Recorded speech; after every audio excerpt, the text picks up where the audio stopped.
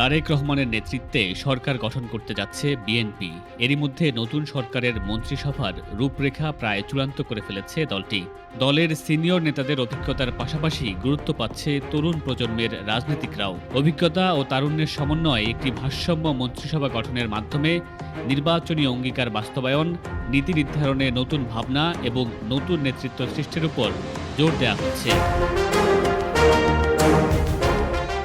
২০০১ থেকে ২০০৬ সরকারের সময়ে বেশ কয়েকজন মন্ত্রীকে এবার মন্ত্রিপরিষদে রাখার কথা ভাবছে বিএনপি। দলীয় সূত্র ইঙ্গিত দিচ্ছে, বিএনপির বিগত সময়ে যেসব মন্ত্রণালয় বিতর্কের ঊর্ধ্বে ছিল এবং যেসব নেতার পরিচ্ছন্ন ভাবমূর্তি রয়েছে, তাদেরকে নতুন সরকারের বিভিন্ন দায়িত্বে রাখা হবে। এদের মধ্যে বিএনপির মহাসচিব মির্জা ফখরুল ইসলাম আলমগীরকে রাষ্ট্রপতি হিসাবে দেখা যেতে পারে। স্থায়ী কমিটির সদস্য আব্দুল মঈন খানকে স্পিকার, মির্জা আব্বাসকে যোগাযোগ মন্ত্রণালয়, সালাউদ্দিন আহমদকে স্থানীয় সরকার মন্ত্রণালয়, আমির খসরু মাহমুদ চৌধুরীকে বাণিজ্য মন্ত্রণালয় এবং এহসানুল হক মিলনকে শিক্ষা মন্ত্রণালয়ের দায়িত্ব দেওয়ার বিষয়ে ভাবা হচ্ছে।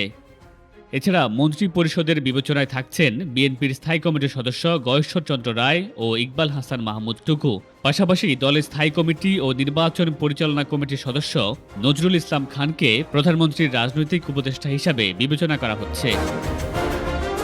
এবার মন্ত্রিপরিষদে যুক্ত হচ্ছে একাধিক নতুন মুখ। এদের মধ্যে রুহুল কবির রিজভীকে টেকনোক্রেট কোটায় তথ্য ও সম্প্রচার মন্ত্রণালয়, চেয়ারম্যানের উপদেষ্টা পরিষদের সদস্য ইসমাইল জবিউল্লাহকে জনপ্রশাসন মন্ত্রণালয়, যুগ্ম মহাসচিব শহীদউদ্দিন চৌধুরী অ্যানিকে স্বরাষ্ট্র প্রতিমন্ত্রী এবং তারেক রহমানের পররাষ্ট্র বিষয়ক উপদেষ্টা হুমায়ুন কবির পররাষ্ট্র প্রতিমন্ত্রী হিসাবে বিবেচনায় আছেন। ডক্টর এজেড জাহিদ হোসেন স্বাস্থ্য মন্ত্রণালয় এবং অ্যাডভোকেট ফজলুর রহমান মুক্তিযুদ্ধ বিষয়ক মন্ত্রণালয় পেতে পারেন। বিএনপির যুগপৎ আন্দোলনের একাধিক নেতাও থাকছেন মন্ত্রিপরিষদে। এদের মধ্যে রয়েছেন ববি হাজ্জাজ, বিজেপির চেয়ারম্যান আন্দালিব রহমান পার্থ, গণ অধিকার পরিষদের নুরুল হক নুরু, অর্থনীতিবিদ রেজা কিবরিয়াকে অর্থমন্ত্রী হিসাবে দেখা যেতে পারে। এছাড়া টেকনোক্রেট কোটায় ১২ দলীয় জোট প্রধান মুস্তফা জামাল হায়দার আলোচনায় আছেন।